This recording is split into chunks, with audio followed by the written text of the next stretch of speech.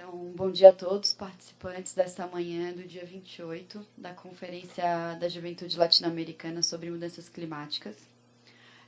Hoje temos uma mesa que trabalha questões locais da América Latina e nossos convidados são o Eduardo Bastos, que vai trazer e contextualizar a questão da fosfateira de Anitápolis, aqui em Santa Catarina, e o senhor Tadeu Santos, que é membro da ONG Sócios da Natureza e vai nos trazer a questão do complexo carbonífero Jorge Lacerda, que é o maior complexo termoelétrico da América Latina.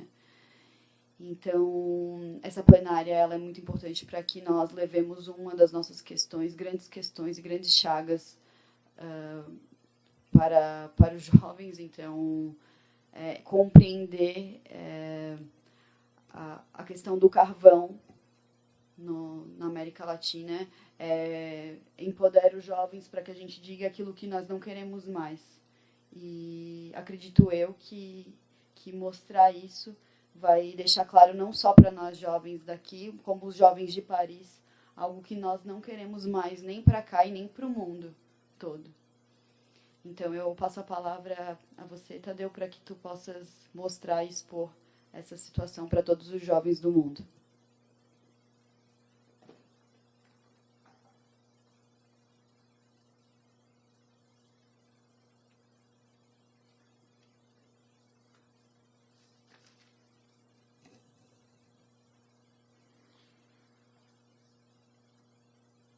Então, bom dia a todos e a todas.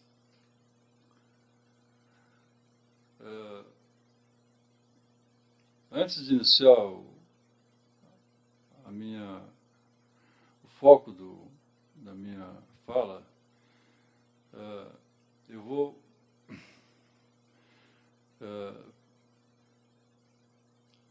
tentar levar vocês para um imaginário de uma situação que pode ser um pouco surrealista.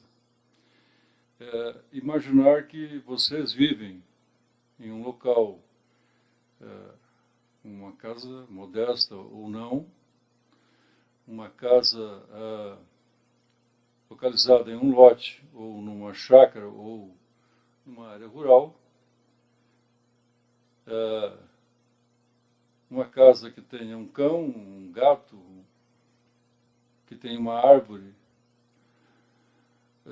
enfim, uma casa onde você vive com a sua família.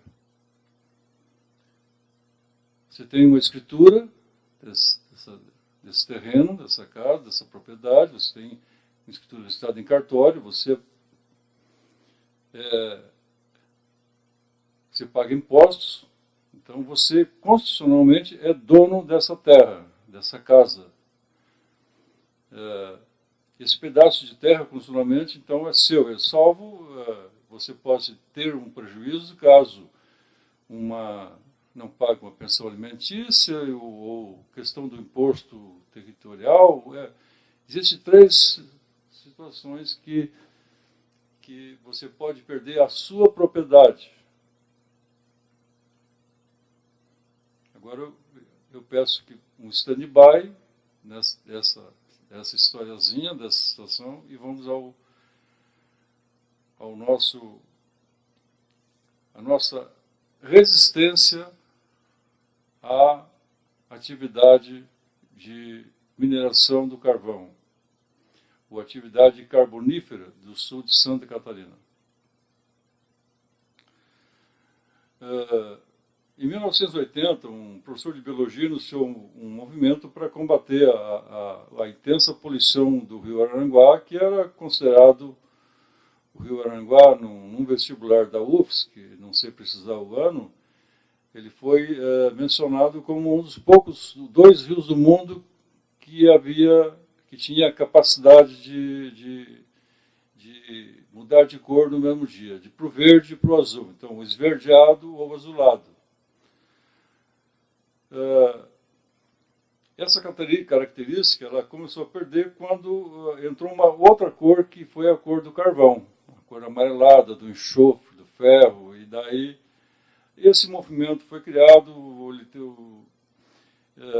obtiveram 35 mil assinaturas, um abaixo-assinado, isso é uma coisa difícil de conseguir hoje, ele conseguiu. Como ele tinha uma ligação muito forte com a Pastoral da Ecologia, ele se encontrou com o Papa, associou o Papa, junto com mais 5 estudantes lá da região. Então, fez um trabalho até 95, quando em 96 ele meio que resolveu ir cuidar de orquídeas e um grupo de professores assumiu esse movimento, sendo que o único não professor era eu. E no momento, sou o único que ainda está à frente desta ONG, porque a partir de 96 a gente registrou essa ONG. Fizemos um estatuto e ela passou a ser uma entidade jurídica. Nessa mudança de um movimento que era um pouco mais pacífico, passeatas, e passou a mudar. Nós resolvemos mudar a forma de contrapor a atividade minerária, a atividade carbonífera. Para isso, nós precisávamos ter o registro de entidade ambientalista. Numa primeira batalha que a gente teve foi lá no próprio Morro dos Conventos, um empreendimento da Secrisa, que queria construir um mega empreendimento dentro de uma área de restinga, dentro de um contexto do Morro dos Conventos, que é uma espécie de santuário ecológico, e havia essa possibilidade, essa ameaça de esse empreendimento interferir nesse santuário no aspecto paisagístico e até de desequilíbrio dos vários ecossistemas ali existentes. Na época também, já em 98, a gente tomou conhecimento que o governo federal estava com um projeto para a duplicação da BR-101, foi quando também a gente começou a questionar, na época, o DNR, hoje DENIT, sobre se o traçado por dentro da cidade seria a melhor alternativa. Afinal, a duplicação é a rodovia do Mercosul. Quando surgiu um movimento intenso de contrários, mas a gente obteve uma maioria de apoio, e inclusive do BID, que na época era o financiador da rodovia, e hoje está lá um exemplo de cidadania, de movimento social, o único no país onde se conseguiu mudar a rota de um empreendimento do Ministério dos Transportes. Agora em Florianópolis também estão fazendo, né? Mas nós já fizemos isso em 98. Existe agora um contorno por fora de Florianópolis, né? Em 98 também a gente começou a participar, ter um entrosamento com o Ministério Público Federal de Criciúma sobre a questão de exigência dos EIA-RIMAs, porque o EIA-RIMA era uma coisa meio que nova ainda. E as mineradoras não faziam EIA-RIMA, era a licença da Fátima, com muita facilidade, né? E essa aproximação com o Ministério Público foi muito importante porque o promotor na época, o Dr. Fábio Nesi Vezon, hoje ele está como desembargador em Porto Alegre, ele chamou as mineradoras para que elas não que parassem a mineração, mas para reduzissem a poluição.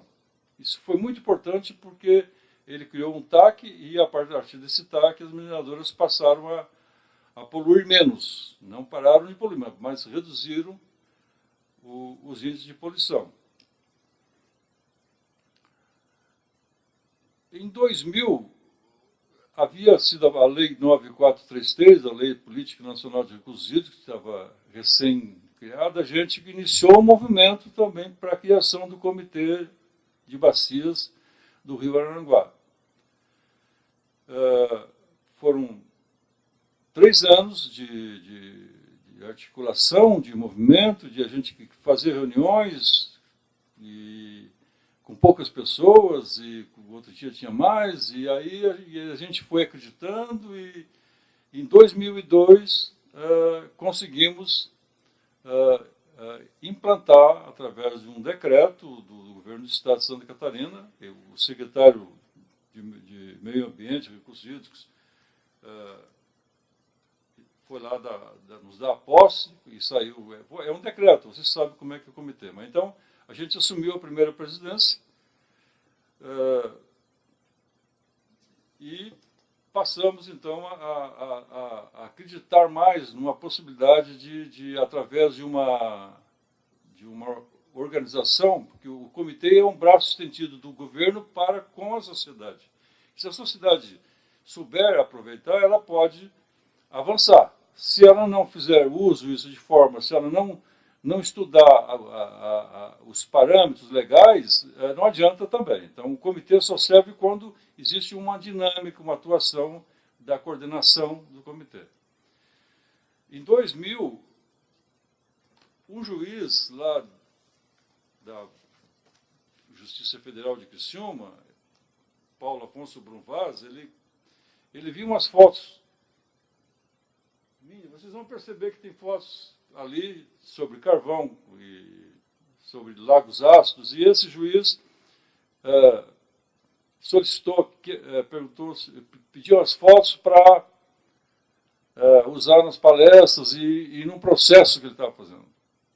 E eu, com todo prazer, eu cedi as fotos para ele, que resultou numa sentença judicial de condenação de quase todas as mineradoras a recuperarem o passivo ambiental da região carbonífera. Isso em 2000. Eu faço questão de lembrar dessas fotos, porque essas fotos elas entram naquele ditado popular de que uma imagem vale mais que 1000 palavras. Então, essas 10 fotos, elas foram decisivas para a assinatura a decisão desse juiz assinar essa sentença. Em 2004, houveram dois fatos interessantes. O primeiro foi a ocorrência do furacão Catarina. Foi o primeiro furacão do Atlântico Sul. E o furacão Catarina ele foi um marco na questão climática da nossa região. Eu classificaria assim, antes do Catarina e depois do Catarina. Antes do Catarina havia enchentes violentas na região, começar por 74 em Tubarão, onde só em Tubarão morreram 199 pessoas. Depois mais no Jacinto Machado, em Praia Grande. Então, na época, em 74, foi uma enchente que foi considerada uma tragédia humana, porque, além dos prejuízos, as perdas humanas, foi a violência das águas, ela mudou até curso de rio. Né? E havia também, em Natal de 95, uma enchente em Timbé do Sul, onde uma tromba d'água caiu em cima das montanhas dos Aparados da Serra, numa distância de 30 quilômetros, que tem pessoas, técnicos, que calculam que foi maior do que bem maior que o do morro em Blumenau, do morro do Baú. Só não foi, talvez, maior do que em Teresópolis, lá na Serra do Rio de Janeiro. Talvez não, lá deve ter sido maior. 29 pessoas morreram nessa tragédia do Natal de 95. Após o 2004, então mudou, o clima mudou, dá a impressão de que o Catarina chegou e escolheu Araranguá, a região de Araranguá, e disse, agora nós vamos mudar o clima aqui. Aí começou a haver tornados, ciclones extratropicais, estiagens mais prolongadas, e quando a gente fez em 2005, o primeiro encontro de fenômenos naturais, adversidades e mudanças climáticas, que é a abreviatura de EFAMUC, esse aqui, foi o primeiro em 2004. Quando a gente fez, em 2009, a segunda edição, e em 2014 agora foi a terceira, nesse de 2009 houve um caso, nesse segundo houve um caso interessante, porque 15 dias antes do evento, o evento foi em outubro, aconteceram 3 eventos extremos antes do evento, uns 20 dias antes. Foi uma chuva de granizo gigante, eu digo pedra de granizo desse tamanho, que causou enorme prejuízo principalmente na área agrícola, galpões, e até em parte da área urbana. Felizmente não houveram vítimas. Mas houve esta chuva de granizo, 3 dias depois houve um tornado, aconteceu um tornado, 3 dias depois, e quando o tornado terminou, iniciou a segunda maior enchente da história, só perdeu para a enchente de 74. Então, esses 3 eventos que ocorreram num período de 15 dias, talvez seja o único município, na época, que tenha tido esse registro. Hoje, se você for para o lado oeste de Santa Catarina, já tem mais concorrentes nessa disputa por essa desgraça, né? Mas na época foi o município de Araranguá. Bom, em 2007, a gente percebeu também que era preciso, com a organização do comitê, a gente vai aprendendo, e daí tinha a lei do SNUC, e a gente percebeu que as áreas que eram mais de delicadeza ambiental, eram mais frágeis, a gente tinha que transformar elas de APPs em unidades de conservação. Foi quando, então, a gente iniciou um movimento para transformar as principais áreas, desde Torres, Sombrio, a Lagoa do Sombrio é a maior lagoa de água doce de Santa Catarina. Era, não é mais, porque ela foi sanelizada. Quando que o mundo tem 97% de água salgada e 0, de água doce, estão aumentando o índice de água salgada na maior lagoa de água doce que perdeu esse título. Agora é a Lagoa do Caverá. Está super ameaçada. Ela está incluída também nesse rol de APPs a serem transformadas em unidade de conservação. E o Morro dos Conventos seria o primeiro monumento natural de Santa Catarina. Esse processo iniciou em 2007, os estudos estão todos prontos, mas só que nenhum prefeito ainda assinou o decreto.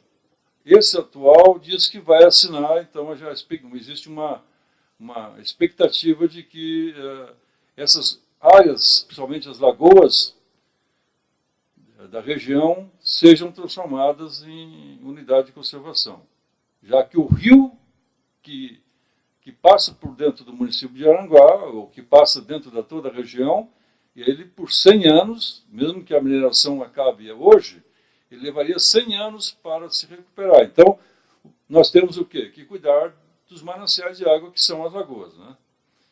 Até porque as lagoas sofrem um processo natural de assoreamento, e se não frear o homem acelera esse processo de desaparecimento das lagoas.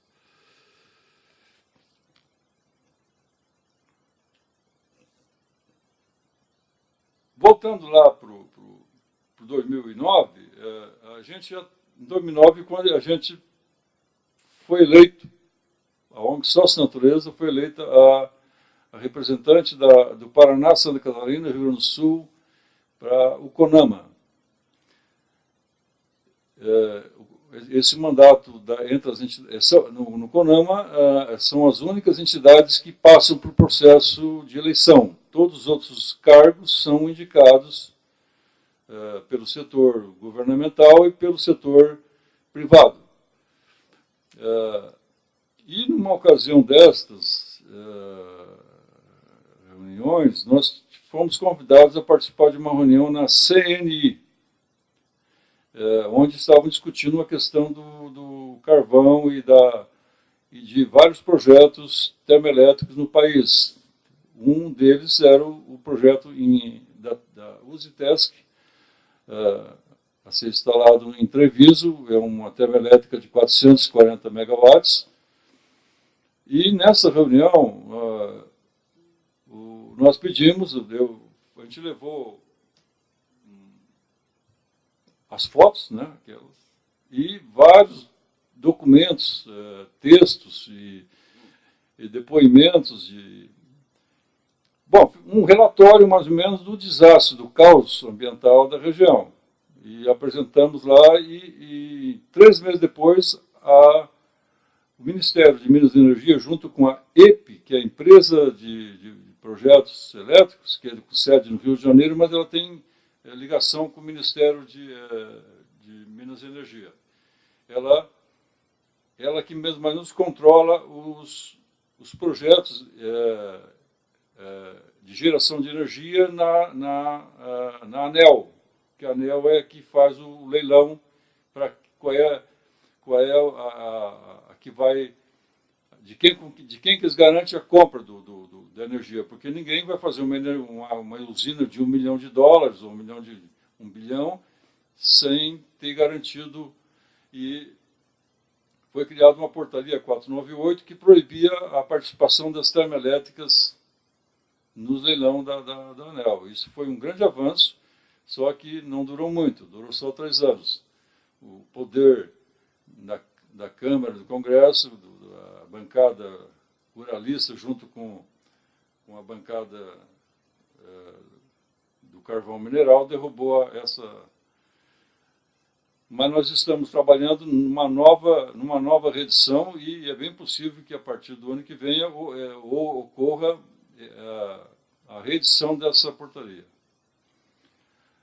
Em 2009 também, esse segundo faço questão de relatar que esse segundo evento de mudanças climáticas,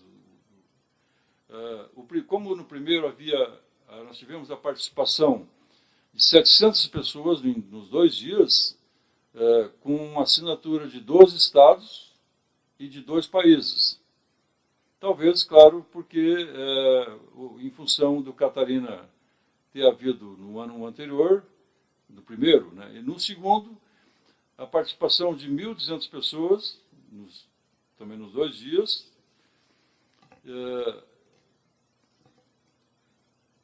Isso é interessante registrar porque é motivador, né, essa participação da população. Em 2009, dentro dessa concepção de que a sociedade civil ela não pode ficar esperando que o Estado, que os órgãos fiscalizadores eles cumpram o papel deles na preservação, na fiscalização, nos licenciamentos honestos, é preciso que a sociedade civil procure os seus direitos, e foi o que nós fizemos tentando criar uma lei para proibir a extração de carvão no município de Araranguá. Tivemos apoio de um vereador, junto com várias entidades. A gente discutiu durante quase que 1 ano a elaboração dessa lei, que proibia a extração de carvão no território do município de Araranguá. Em 2012, essa lei foi aprovada pela Câmara de Vereadores sem nenhum voto contrário. Foi aprovada por unanimidade. Durante as reuniões que a gente fez com várias entidades de classe, não houve nenhuma contestação. O prefeito assinou o decreto e ela passou a ter um uma lei, foi divulgada no Diário Oficial, proibindo a extração de mineração de carvão no município de Araranguá.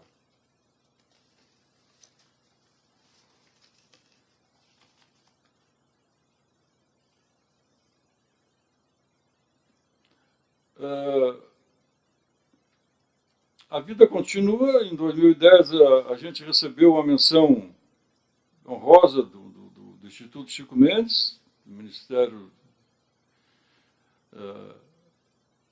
pelo trabalho que a gente faz lá. Em 2004, o município me concedeu o título de cidadão aranguaense pelo trabalho que a gente realiza em prol do município. Isso é um reconhecimento, nem só de derrotas a gente vive, a gente tem, às vezes, tem algumas... Né? A gente escreveu um capítulo de um livro que é a memória da tese de doutorado da Luciana Butzke, aqui da UFSC, sobre a questão da Usitesc. Um bom trabalho.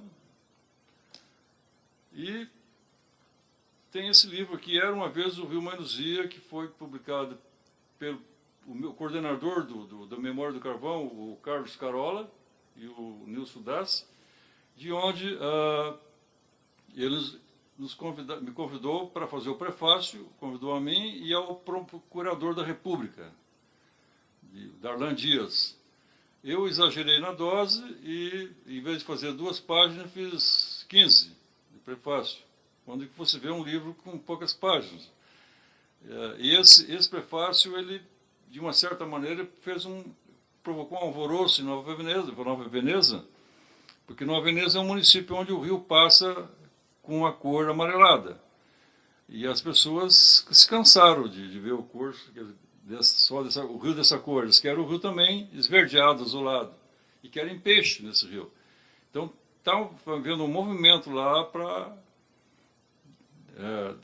da Câmara, da sociedade civil, do LAIS, do ROTA, da Associação de Moradores, em um fórum para começar a discutir a questão da poluição.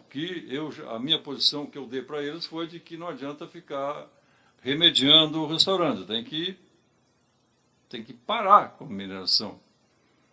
A mineração é um mal, é um câncer que precisa ser controlado. Não tem como minerar sem poluir, sem provocar agressão ao ecossistema. Então, se existem outras fontes alternativas agora, se o homem evoluiu criando as eólicas, a solar e a biomassa e a biogás, para que ficar queimando esse minério? Deixe para as futuras gerações, quem sabe um dia eles poderão, né, se um colapso no planeta, né, professor Daniel, quem sabe eles não tenham mais sol, não tenham mais vento, não tenham mais nada, eles venham a usar, né, quem sabe, mas não tirar de lá agora com essa forma errônea, né?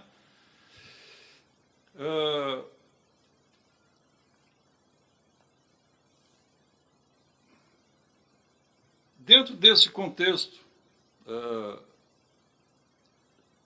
a gente participa de qualquer audiência pública de novas minas de carvão. Está para ser aberta uma mina de carvão em Maracajá, que é o município limite de Araranguá.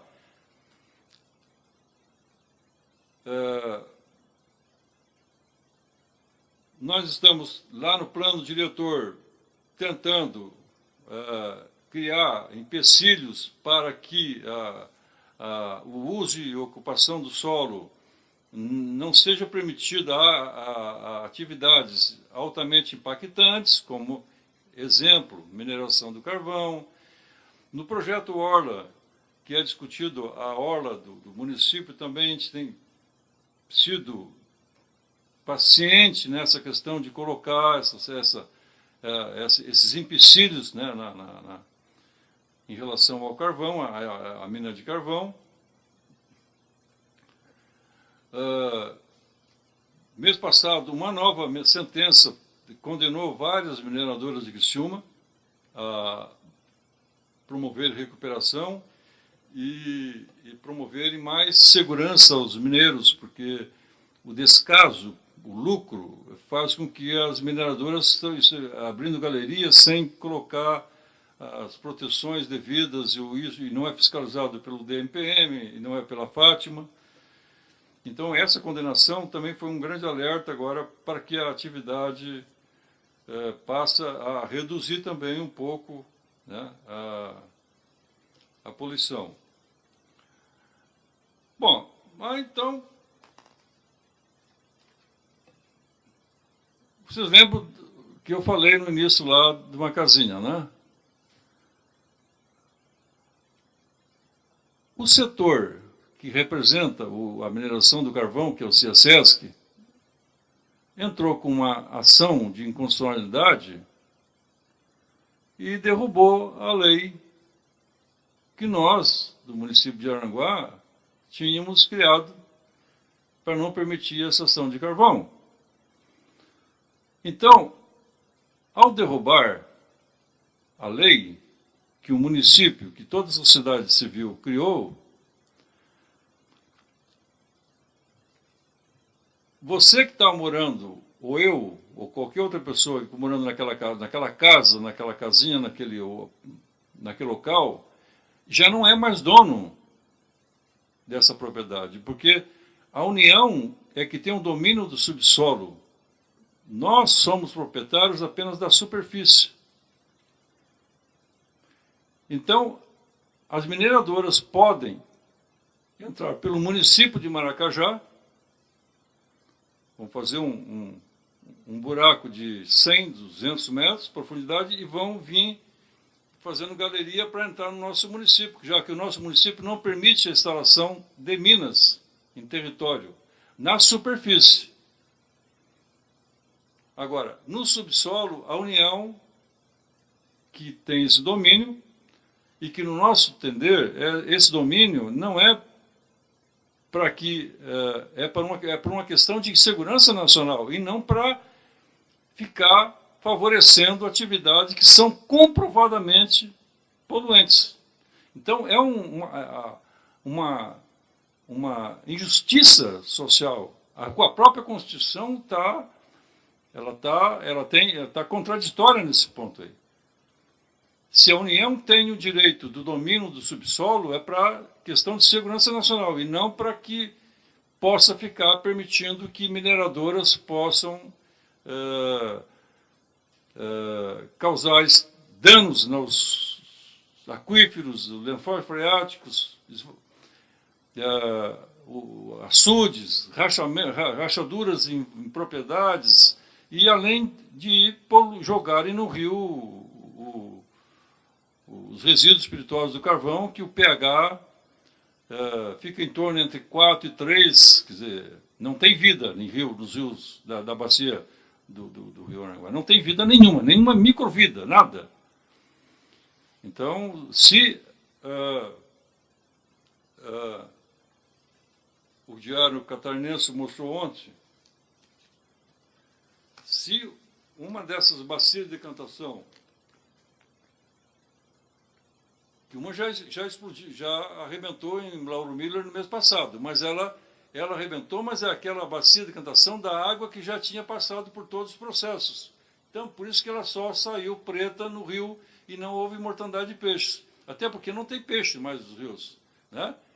Mas, se uma bacia de decantação desta, em estágio primário, aquela onde a mina já joga o rejeito lá, ela for que é isso é tipo uma barragem mariana, tamanho menor, mas eu penso que o conteúdo dela é muito mais quimicamente violento. Isso vai, nos rios de Araranguá, Uruçanga e Tubarão, não vai matar peixe, porque não tem, mas no oceano vai detonar. Então, a Fátima está fazendo junto com o DMPM, aí uma revisão dessas bacias de decantação ou de barragens na bacia carbonífera, que ao todo eles falaram em 11 ou 12, mas eu acredito que deve haver muito mais. E só não existe muito mais porque todos os fins de semana alguém vai lá e dá uma cavadinha e a água vai saindo para que ela não transborde, para que não tenha que ser feita uma outra bacia e assim por diante. É a coisa que acontece. Então, gente, o nosso trabalho é esse, é um trabalho junto com...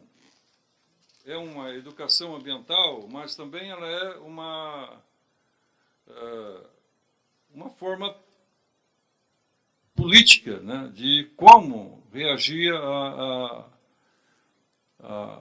essa atividade, né, que é beneficiada pelo governo federal. O governo federal promove subsídios à mineração e à queima de carvão mineral, e já foi aprovado o projeto da Usitesc. Agora o prefeito de Treviso diz que o município está sem recurso e vai ter que lutar de todas as formas a voltar aquele projeto da Usitesc para que haja emprego no município. Quer dizer, uma visão, vamos ganhar dinheiro mesmo que a gente acabe com a natureza. Então, e nós estamos na luta aí para resistindo a essa possibilidade da Usitesc, porque a gente já está pensando em fechar a Jorge Lacerda, né? Ou que a Jorge Lacerda se adapte, da Tractibel Suez, que pelo menos ela usa o leite frutizado, que polui uns 15% a menos, né? E esse é o cenário do sul de Santa Catarina, infelizmente. É difícil, mas nós estamos com disposição de continuar nessa luta e precisamos de todos para que, quanto mais engajamento, mais participação, mais a gente se sente fortalecido em continuar nessa resistência. Era isso.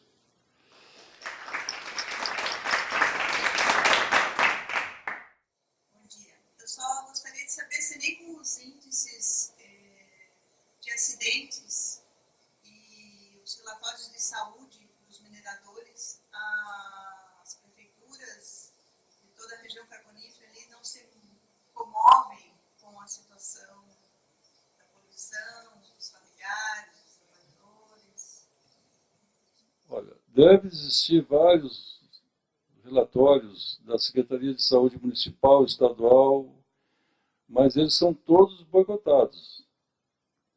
Eles sabem de que ocorre nascimento de crianças sem cabeça e que milhares de mineiros morreram com a pneumoconiose, continuam ainda, mas tudo isso aí tem um lobby poderoso do setor que abafa a publicação desses relatórios, né?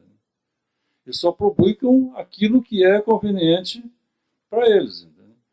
Chamam de que tem hoje extração limpa e queima limpa. E não falam, não entram nessa discussão sobre o mal causado aos seres humanos, à saúde pública. E claro que certamente existe. Eu faz anos, estou nessa luta, nunca consegui ver um relatório, um parecer da Secretaria de Saúde. Mas eu sei que existem. E são engavetados.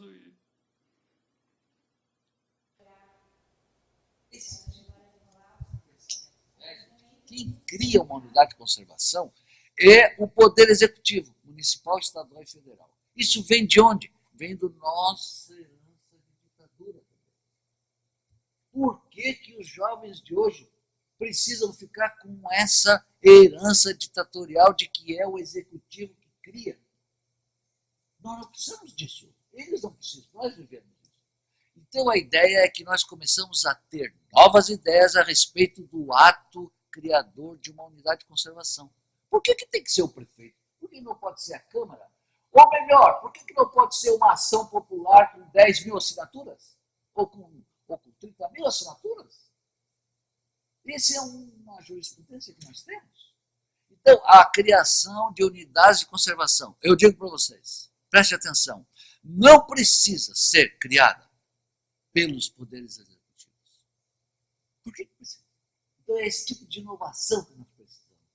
A questão de impedir que a União venda aquele bem que é da União. Ora, é tão simples isso aí, é só a gente começar a ampliar a ideia de que a União é dona, é um pouquinho mais da segurança, a União é dona dos bens comuns que constituem a materialidade da nação. Então, o petróleo, ou o carvão, ou a água mineral, ela é a parte material da nação. Porque a parte cultural somos nós, os nacionais, que cria, que inventa. Né? Agora, tem uma parte que é da natureza, que é a ecologia, que são as árvores, mas que também são os rios, e que também é aquilo que existe lá embaixo. Mas de quem é aquilo, Tadeu? É fácil chegar à conclusão de que aquilo é a parte material disso que se chama Brasil, a nação. Claro que a União, enquanto representação política da nação, tem o dever de proteger, cara. Não é de privatizar. Tem um equívoco aqui. Nós vivemos, a nossa geração viveu com isso. E pelo fato de a gente ter uma herança ditatorial na nossa geração, a gente meio que engole isso. A ditadura nos botou na cabeça que quem é dono dos recursos da União é a União. Não é. Por que tem que ser assim? Quem é dono do petróleo, quem é dono do subsolo é a nação. E quem é dono da nação não é o Estado. Está claro isso? Quem é dono da nação somos nacionais. Então eu acho que nós temos que avançar na criatividade. Avançar para tentar bifurcar da rota do colapso. E eu sei que esse assunto é um assunto dramático, mas a gente tem que trazer isso para o lado também motivador. Tá certo? Vocês, nos próximos 15 anos, têm que construir essas alternativas. É isso que eu estou tentando dizer. Em 2030, vocês serão chamados a prestar contas do que vocês irão fazer nos próximos 15 anos. E o que vocês vão fazer? O que vocês têm que fazer é criar. Claro, um pouco de política, um pouco de mediação, um pouco de emoção. Tadeu, foi um prazer te ouvir e eu espero que a gente possa levar isso, esse grande depoimento.